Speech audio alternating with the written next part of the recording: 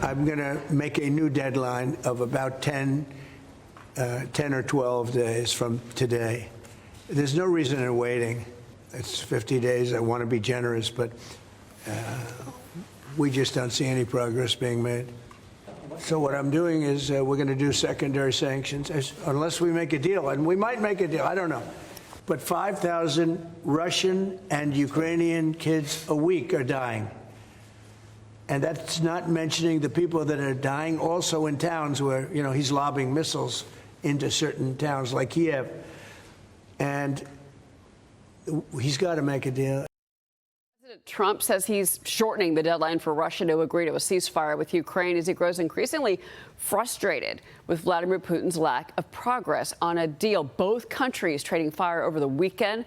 Russia striking a prison in southeastern Ukraine overnight, reportedly killing at least 21 people and wounding more than 80. Joining us now here on set, Heritage Foundation and Heritage Action President Kevin Roberts. Kevin, it's good to have you on set with us this morning. Welcome. It's great to be here on set. So your reaction to a real change in tone from President Trump yesterday when it came to Vladimir Putin. He was very clear that he's very frustrated. He used the word frustrated with Putin. We applaud it. And as you know, Cheryl, for 3 years, Heritage has stood alone among conservative groups in Washington, saying that while, of course, we want Ukraine to win, the Europeans have to pull their weight. And so one of the other things that's changed, in addition to the president's tone, is that Europeans over the last few months, because of President Trump's leadership, have said, yes, we understand, sir, we need to pull our weight.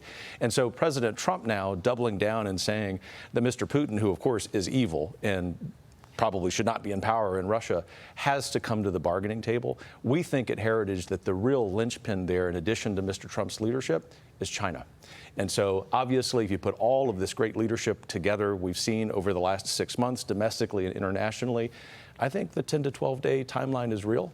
And we have faith that President Trump is going to land this plane. We at Heritage, to sum up here, Cheryl, have said for 3 years that although there are people in Washington who want to continue to fund an endless war, that we need to be focused on the innocent lives that are being lost. God bless Donald Trump for understanding that truth. Well, he's got to get President Putin there. And you know, you've heard that warning from Zelensky for months now that Putin does not want peace.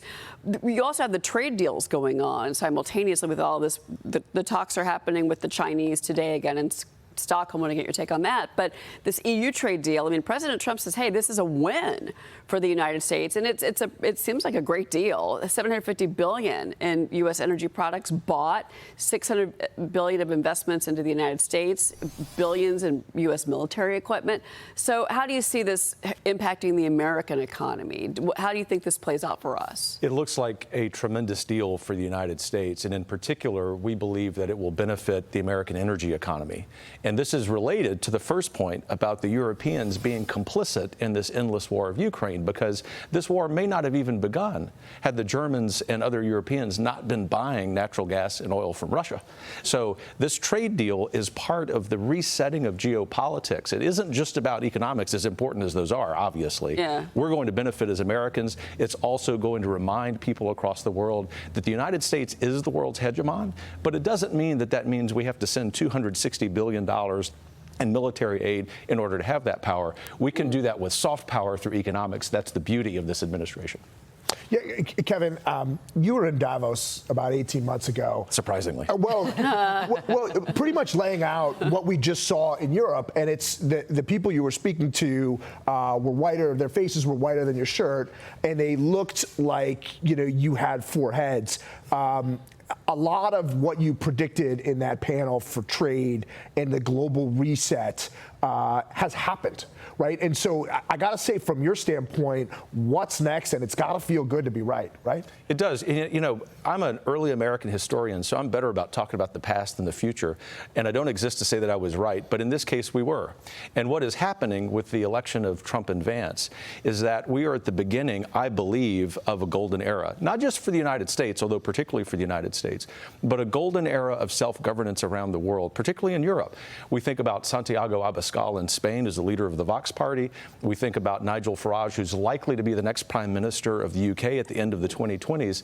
Those aren't just political victories. They're a reminder that God wires upon our soul across all the globe the desire to be free, the desire to be self-governing. That isn't something that's unique to the United States. It's something every human deserves. And I'm here to tell you Were it not for Donald Trump, were it not for J.D. Vance, this wouldn't be happening. Well, and the border wouldn't be secure. And, you know, you mentioned the shift in tone there. It's because of immigration, and that's why you've seen so much frustration and change in leadership in European countries, for example.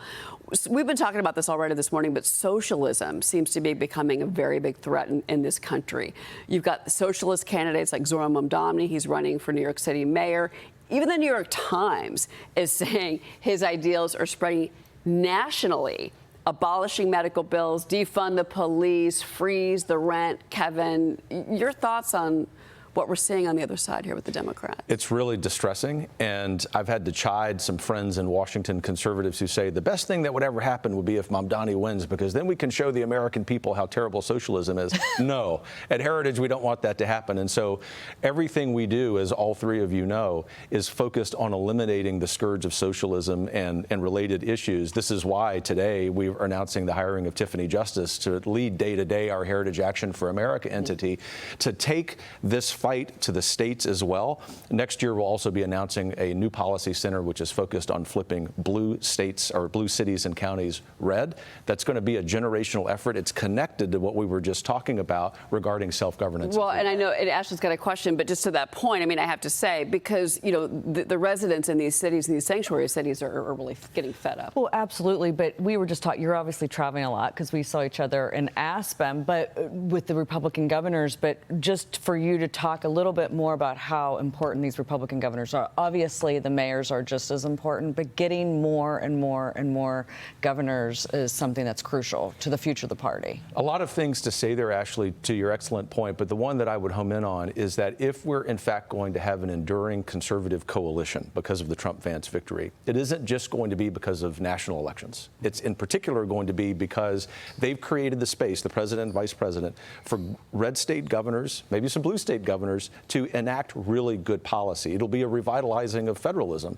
And I can tell you, and you know this because you were at the Republican Governors Association too, that the bench of governors and potential governors on the right is really deep.